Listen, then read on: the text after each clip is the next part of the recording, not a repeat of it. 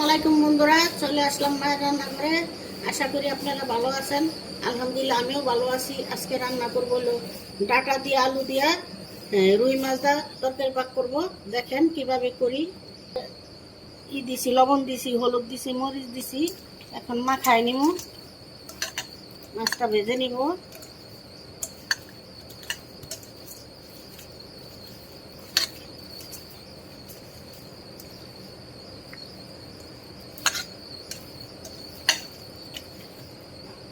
তেল দিয়ে দিব, প্যান বসাই দিছি।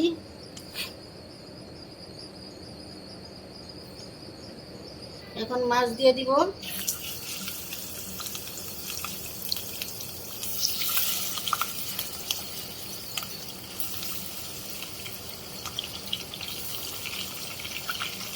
দিয়ে দিলাম, আসলাম মাছটা উঠাই দিব।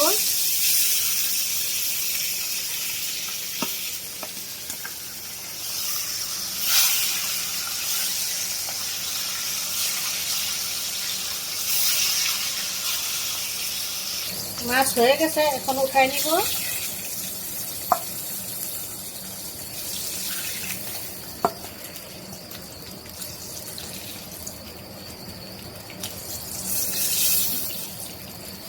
বাকি মাছগুলো এইভাবে ভেজে নিব। মাছ ভাজার তেলে তরকারি বসাবো। পেঁয়াজ কাঁচামরিচ দিয়ে দিলাম।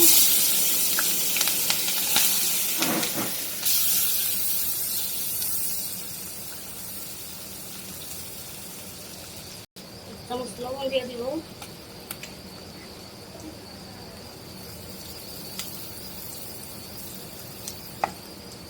আমার ভাজা হয়ে গেছে, একটু পানি দিব কষানোর জন্য। হলুদের বাকি দিয়ে দিব 1 চামচ। মরিচের বাকি দিব 1 চামচ।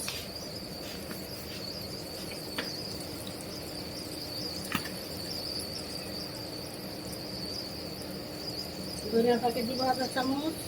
টমেটো জিরার বাকি দিয়ে দিব। আদা রসুন বাটা দিব 1 চামচ। এখন আমি ডাটা আলু দিয়ে দিব, দিয়ে কষানো।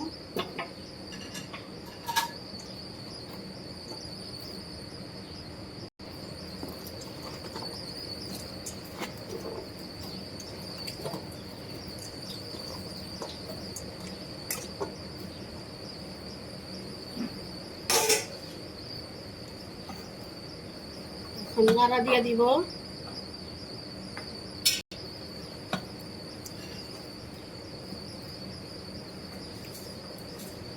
ঢেকে দিব, ঢেকে দিলাম। আবার কিছুক্ষণ পর চলে আসলাম, 5 মিনিট পর। নাড়া দিয়ে দিব। কষানো হয় নাই।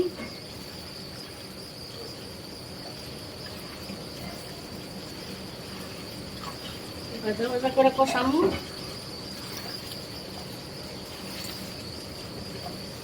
রেখে দিব। আবার চলে আসলাম, নাড়া দিয়ে দিব, জল দিয়ে দিব। কষানো হয়ে গেছে, তেল ছেড়ে দিতে। এখন কত সুন্দর করে কষাই নিচ্ছি, ভাজা ভাজা। জল দিয়ে দিব, জল দিয়ে দিব।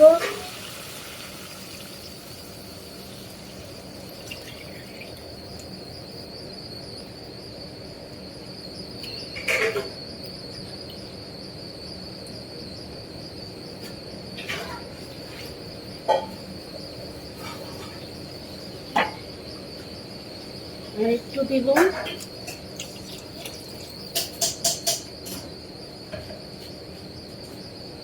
রেখে দিব। পরে চলে আসলাম, মাছ দিয়ে দিব।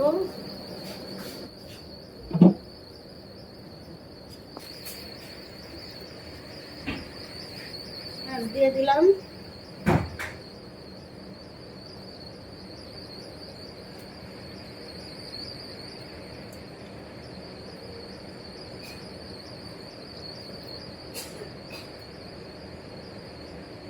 পাতাও দিয়ে দিব।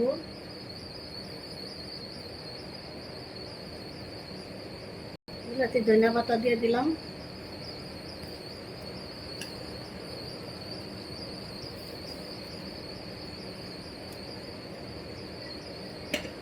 ঢেকে দিব। কিছুক্ষণ পরে চলে আসলাম, দেখি ডাটা সিদ্ধ হলেই তরকারি হয়ে গেছে।